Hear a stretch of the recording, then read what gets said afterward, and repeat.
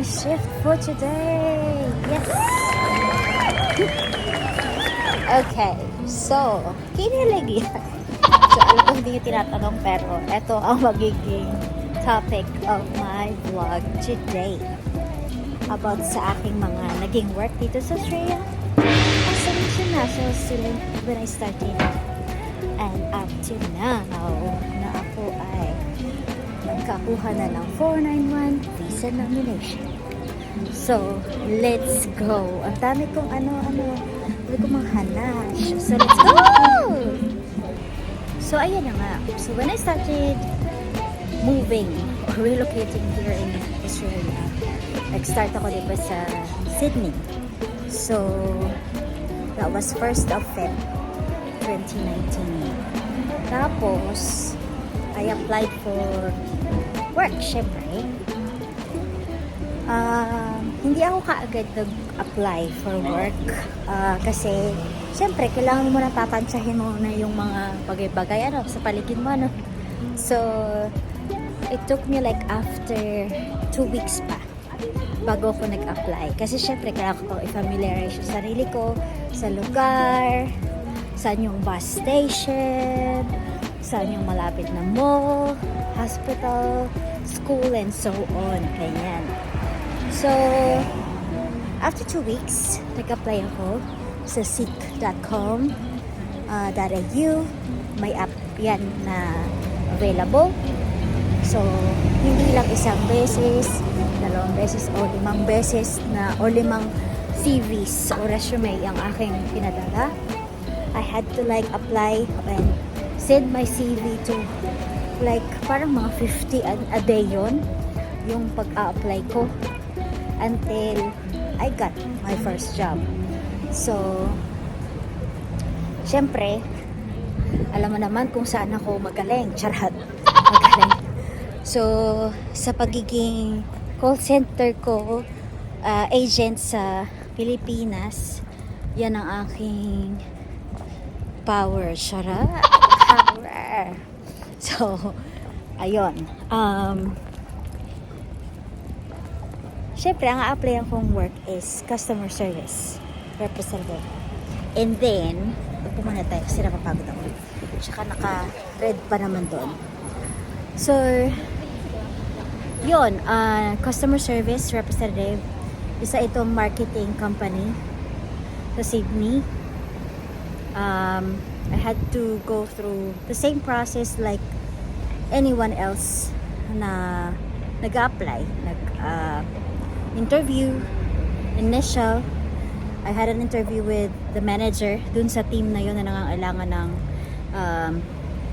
team member. And then, casual lang to, besh. Ang ganda pa ng team lead ko doon. Para siya si Wonder Woman. So, ayan na, nag-code siya. So, ayun, teka lang, tatawid lang ako.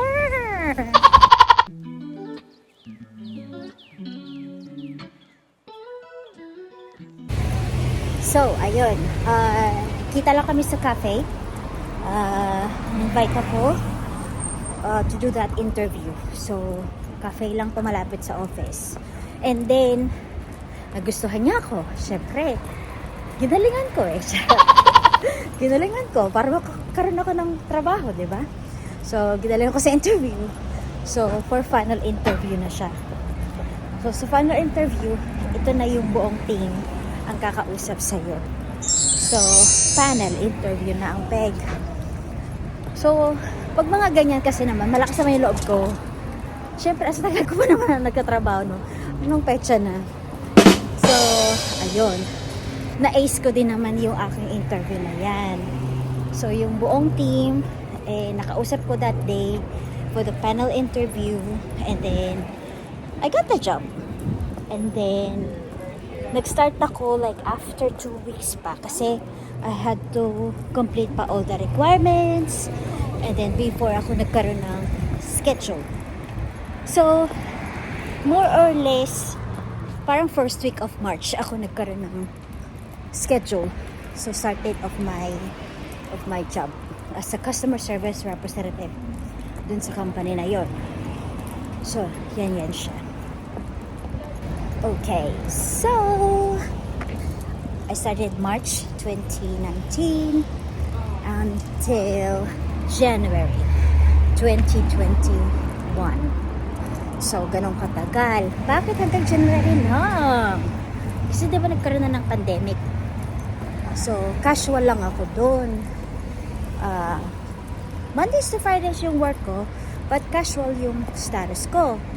And then, nagkaroon ng pandemic, nagbawas ng tao.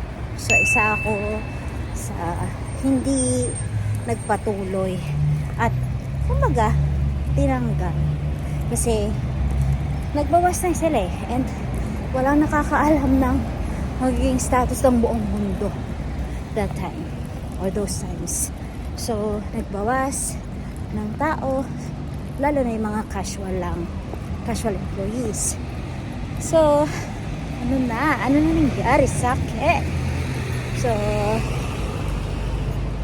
kailangan natin ng maghanap ng bagong trabaho. So, naghanap ako hanggang sa mapalad na ako ay pagtrabaho bilang chef. Gusto mo yan? Sa isang restaurant, sa mall. Gusto mo yan?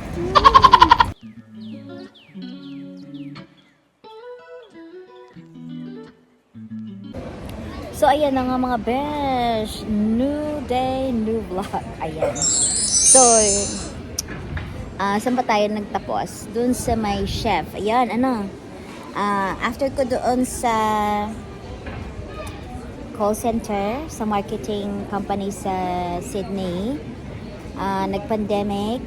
So, tinanggal ang mga casual kasi hindi alam kung hanggang kailan ang lockdown. So, nagbawas, nag-cost cutting. So, ayun, tanggal ang casual, kasi may kids. So, kailangan maghanap ng trabaho ni Annabelle. And then, may kakilala ako na may mga connection sa mga restaurants, sa mga cafes. So, nirecommend ako ni Ateng sa restaurant kasi aalis siya doon. Galing siya doon, tapos parang na-hire siya sa mas malaking restaurant. Ano rin siya, chef din siya. Nag-aral din siya ng commercial cookery like me. So, ayun, ang nakalagay sa contract ko, line cook, yes, part-time, ganyan. So, looking back dun sa panahon na yun, if ever nagstay talaga ako doon, siguro mas madali ako, mas madali yung process ko ng pagkuha ng permanent residency. Kasi that time, yung mga cook and chef were part of that, parang mabilis skilled, kasama sa skilled list. So, mas mabilis yung process to get permanent residency. So, pwedeng dumaan siya sa 491 or pwede siya mag-jump into permanent residency. If I continued to have that job, if talaga. Kaso, syempre, may mga moments ka sa buhay mo na yung ginagawa mo, pag hindi mo gusto, hindi ka magtatagal doon, no? Kaya ng kahit anong relasyon, charot. Pag hindi mo gusto, walis. So, in short, binitawan ko ang pagiging line cook. Kasi, besh, inassign ako sa appetizers and sa desserts. So, isipin mo, madali lang, appetizer lang at saka desserts, diba? Pero yung appetizer was like 15 different dishes that you have to be ready to prepare. So, and the dessert was like, I think 5 dishes of dessert. So, hindi siya madali. Wala namang madali, pero mas gusto ko kasi yung ginagawa ko, nag-e-enjoy ako, and hindi dahil sa kinakailangan lang. Alam mo yung may ganun ka moment, hindi ka rin magiging productive. Like, what happened to me. So, hindi ako naging productive. Hindi ko nakita yung sarili ko na magtatagal ako doon sa relasyon. Ay, sa relasyon. Sa relasyon sa kitchen. Charot. So, ayun. Para mga 1 week or 2 weeks lang ako doon. Oh, gusto mo yan? As a line cook. And then, I had to apply. May connection ulit, ano? May connection ako ulit. So, iba naman to sa hotel naman ito. So, I applied. First time ko maging housekeeping attendant. Saludo ako sa mga nag-housekeeping. Kasi, sobrang, hindi kinakaya ng katawan ko yung load, yung workload. Like, parang pangmalalakas na katawan siya. Pangmalakas ang katawan. And then, hindi ako nag-excel doon. And, nagkaroon ako ng mga parang, ano tawag dito? Nagkaroon ako ng acid reflux, ganun. Kasi nga, hindi ka na makaka-lunch. You can have your lunch, pero dahil sa dami nung nasa board mo, na rooms na kailangan mo siyang i-finish, i-complete, i-clean and everything, i-present sa client or sa guests, ang tawag sa guests sa hotel. Hindi mo kakayanin pang kumain. So, I had to like make baon of chocolate or something drink na may sugar para magkaroon ako ng laman sa tiyan ko, hindi ako gutom, hindi ako sumakit yung ulo ko, hindi ako mahilo, whatever. Hindi ako magkaroon ng acid reflux. Pero still, hindi kinaya ng katawan ko. So, I was so like payat and everything.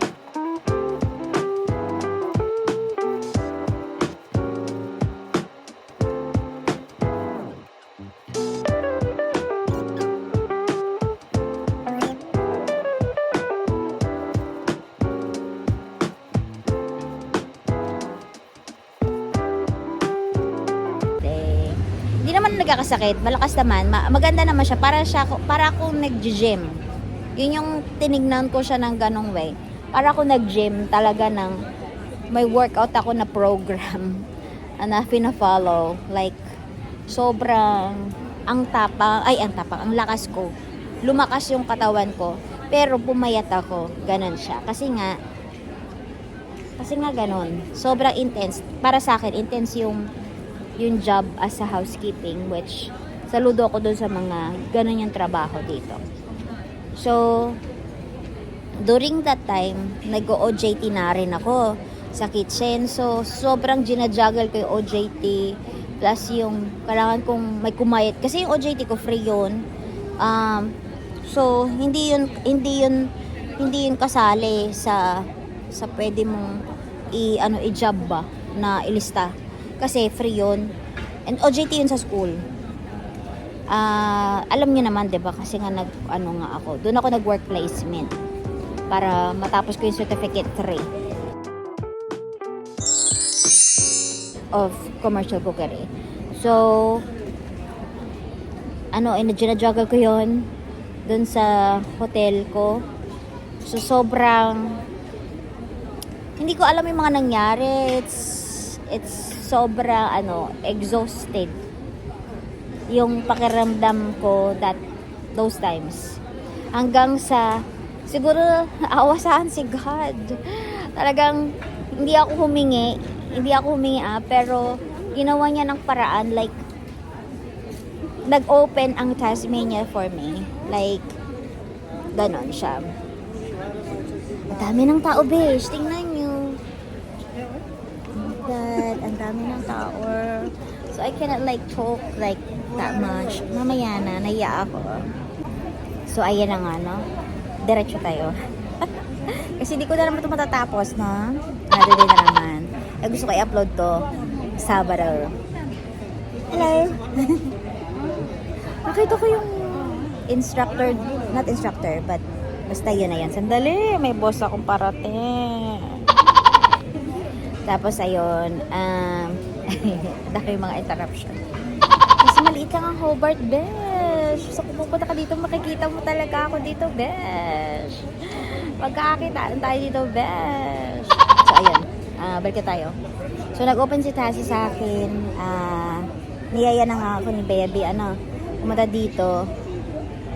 So inisip ko, since malakas yung competition sa Sydney, sa New South Wales, just to get your visa, your permanent residency visa, kasi point system ng malala doon, like 100 or 120 before you get invited for the, like, kung ano man yung equivalent ng 491 doon, or basta ganun, 1.8 lang yata sa kanila. Nakalimutan ko. Hindi mo makasakataga doon. So, ayun. So, isip ko, okay, sige. Okay na ako na pumunta dito sa Tassie and start all over again. Good thing na credit transfer naman yung mga na-startan ko doon sa certificate for commercial cookery ko. Para i-continue ko dito sa Tassie. So, okay na siya. Susuntok sa buwan, kumapit lang ako talaga sa faith ko kay God. Kahit wala akong pera na pang start up dito, like, I will start all over again, I will look for a job again. So, sige na, go na, push na natin yan. So, ayun. Pagkarating ko dito, June 2019. Syempre, settle down. Tapos nagka-problema pa ako dun sa bahay kasi wala pa palang available room for me. Kasi tag-isa nga kami ni Bayabi ng room. Kasi yun ang usapan dun sa landlord. Kasi siya, para siyang malaking, ano bang tawag sa ganon? Yung dormitory. Ganon siya. So, isa-isang estudyante, kumbaga, student visa holder, per room. So, hinintay pa na magkaroon ng vacancy para sa akin. So, nakikitulog muna ako kay Baby. Tapos, doon ako sa lapag. Tapos siya doon sa bed niya. Ganun. Kasi maliit lang yung room eh. Pang-isahan lang talaga na tao. So, wala akong magagawa. And then, I applied several, hindi naman ganun karaming companies. Kasi konti lang naman yung mga, dito, mga companies dito na call center. Kasi nga call center nga yung talagang pinaka foundation ko sa buong buhay ko. Doon ako talaga maraming experience, matagal na experience. So ayun, that was June 2019. I had my interview parang July, last week of July, and then I started my job August. So, biruin nyo, wala akong trabaho ng June, July. And then I started August. Hindi ka pa naman agad-agad makaka-sound no? After fortnight pa. Oo, after fortnight ba ako nun? O per week? Basta I can't remember. Casual kasi ako noon. Tapos, sa agency ba? Nag-agency pa ako. Hindi ako direct dun sa trabaho ko. Kasi, tuwatanggap pa sila that time ng mga casual. And direct, and coming from different employment agency, ganyan. So ayun, call center, pumasok, nag-enjoy, natuto.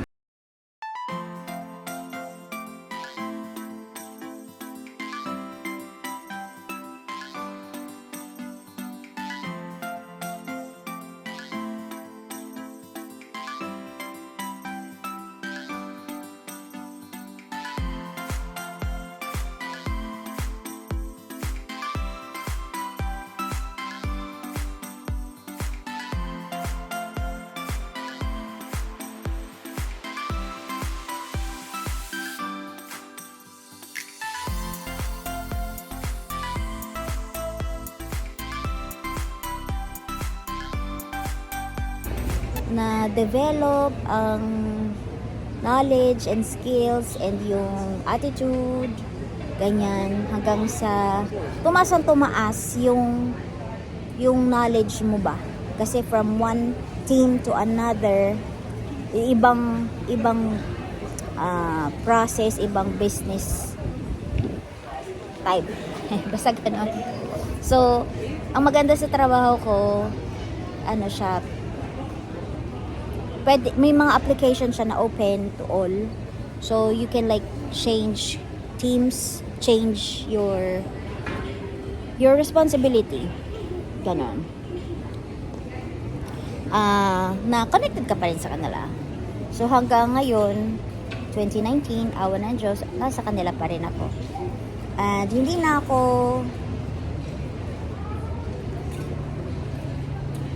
may nakita akong parang kakalala ko, diba? Hoy, nagpakita na naman siya, day. Okay, ayun. So, ayun mga besh, kasi I'm looking back to the past, no? Kaya, parang nakita ko na naman yung kahawig nung ex ko. Pumunta siya sa Target. Okay. So, ayun na. Ganon. Super grateful, thankful kasi yung employer ko na to, simula nung umpisa hanggang ngayon, tinutulungan pa rin ako. And sila yung nakatulong talaga sa akin sa visa ko, sa 491 visa ko, na nomination. Kasi they had to like, send letter pa nga dun sa immigration. Yun yung sinasabi ko dun sa mga past ko na 491 vlogs ko na process. So, parang binakapan nila ako. Hindi nila ako in-sponsoran, pero having that letter to inform immigration about my responsibilities at work made immigration to understand that I am efficient. Ano ba? I am enough to be granted. Yan, ganyan. Ng 491 visa nomination. Ganon mga besh. Sa mga student visa holders at nasa 485 na or pa 491 na,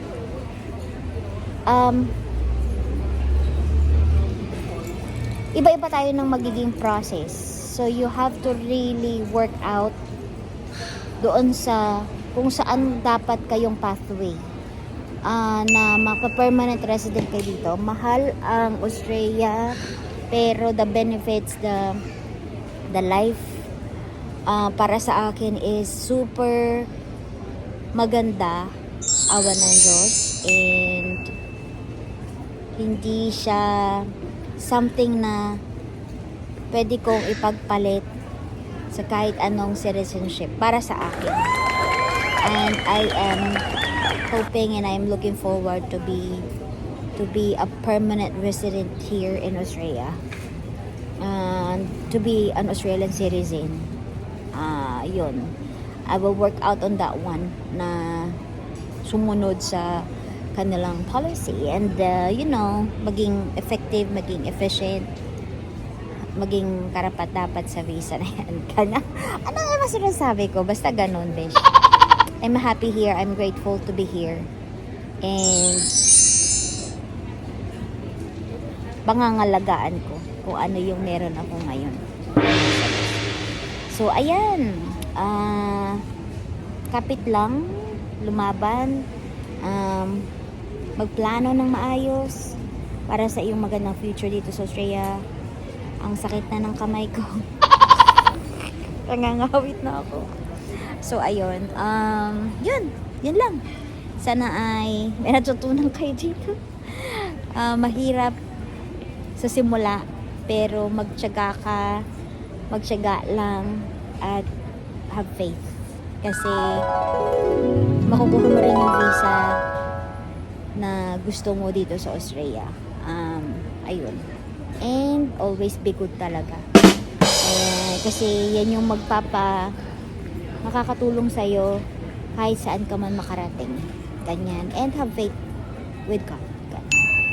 So, ayun lang mga besh. Maraming salamat sa panonood. Biruin nyo, no? Ang pagiging call center agent pala sa Pilipinas na nilalang lang ng iba. Na, call center agent lang yan eh. Pero dito sa Australia, ganun yung pakayarin nila ako. Call center agent lang naman siya dun eh. Ganun yung pakaya nila ako, no? Pero itong trabaho ko na to, pinangangalagaan ko to ng sobra. Kasi, mababait yung mga tao sa akin. And I'm grateful na binibigyan ako ng Panginoon ng mabubuting boss. Ganyan. Ayokong alisin yung, or sirain yung tiwala nila. Kaya, kahit medyo mahirap minsan sa trabaho na queuing, na pagod kayo yung boses mo, pagod na yung throat mo, pero okay lang. Basta magkaroon ako ng visa. Basta meron akong pambili ng pagkain ko, ng pambayad ng rent ako, ng everything. Okay lang, basta legal. So, ayun mga besh. Yeah. Nakita-kita ulit tayo sa susunod na vlogs. And maraming salamat. Mag-iingat ka. And sabi ko nga, always be good. Bye-bye! See ya! Uy, nakalimutan ko pala. Nag-double job pala ako sa Devonport. Kung nasa Devonport ako, naalala nyo. Nakalimutan ko isama sa vlog ko. Pagalitan ako ng boss ko. Yun, nag-double job ako noon. Housekeeping. So, habang ako ay nasa Devonport nakatira, at nag-work from home sa aking call center work. So, Mondays to Fridays pa rin yung call center ko na work, pero work from home. And then, sa gabi, pagka alas 6. Kasi yung time na yon, syempre kakagaling pa lang sa pandemic. So, medyo, ano pa yun, okay pa sila sa work from home yung aking company. And then, pinayagan ako na mag-Devonport. Tapos pinayagan ako na mag 9 to 5 lang. Excuse me, nakakahiya. Kasi kumain ako ng noodles.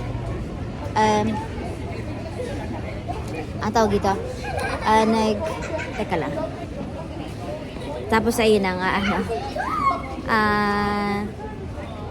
9 to 5 yung shift ko sa call center ko na job. As customer service. Tapos,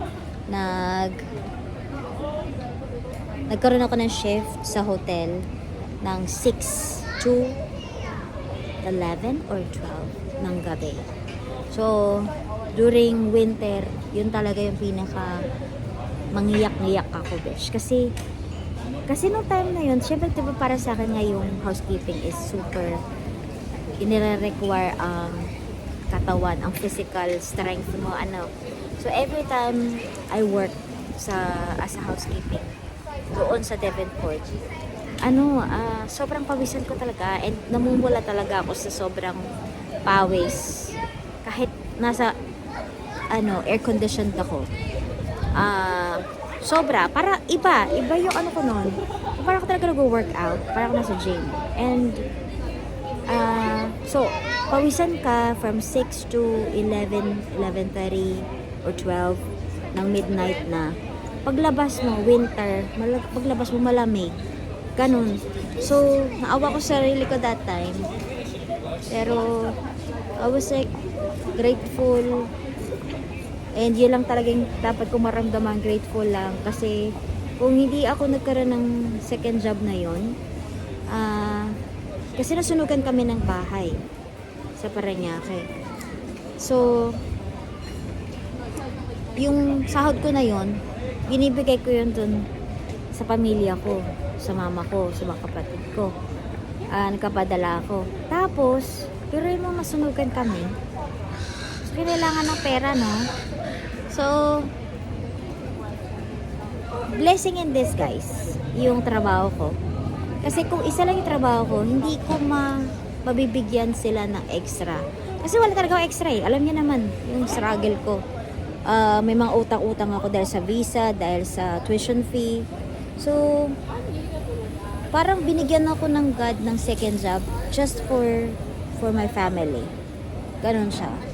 Kaya lang, syempre, maraming mga drama-rama ang pamilya ko. So, tapos tinanggal sa akin yung second job.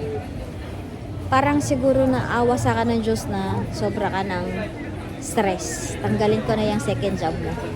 Para magkaroon ka na ng peace. Ganyan.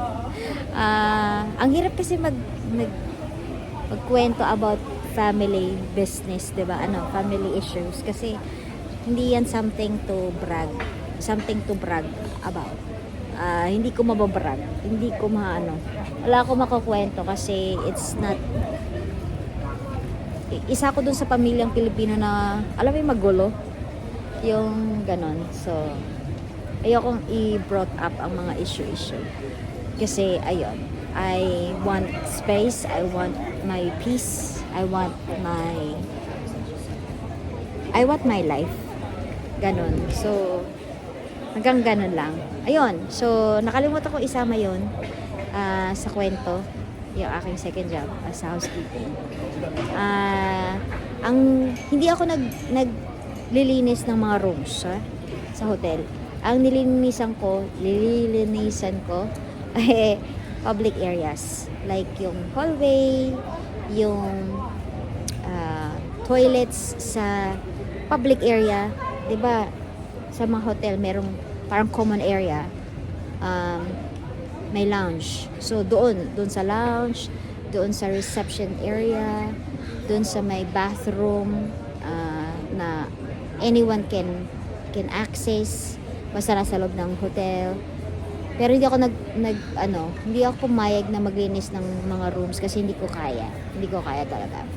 And also, may restaurant doon, so kasali yun sa nilinisan ko, yung restaurant sa hotel. So, ayun. Come to think of it, kung ma-pride kang tao, hindi mo papatusin yun. Pero dahil sa, I thought of it as as additional income, as something na makakatulong sa akin ng bongga financially. So, hindi ko siya inisip na negative, na mahihirapan ako. Nahirapan ako along the way, pero hindi ko na mind. Umiyak lang ako, oo. Naawa ako sa sarili ko kasi nagkakasakit na ako dahil nga sa malamig, tapos pawisan ako and then lalabas ako sa hotel ng malamig. So, ayun. Yung ubo ko nun, ang OA. So, ayun. Tinantanan ko yun hanggang sa, ayun na, nag-resign na lang ako doon, and then nag-focus na lang ako sa aking customer service representative role. Yeah. And lumipat na kami dito sa Hobart ulit. So, mas panatag ako ngayon kasi sa office na ako. Hindi na ako nag-work from home kasi na-stress din ako sa internet. So, medyo parang pag tumatanda ka, mas gusto mo na lang ng mas easy lang lahat. Alam mo yung hindi ka na sa stress, hindi ka na mga problema, ganyan. So, alisin natin yun. So, nakakabigay ng sakit ang stress. So, make sure, besh, na stress free ka rin, ha? Ayun lang. Yun lang.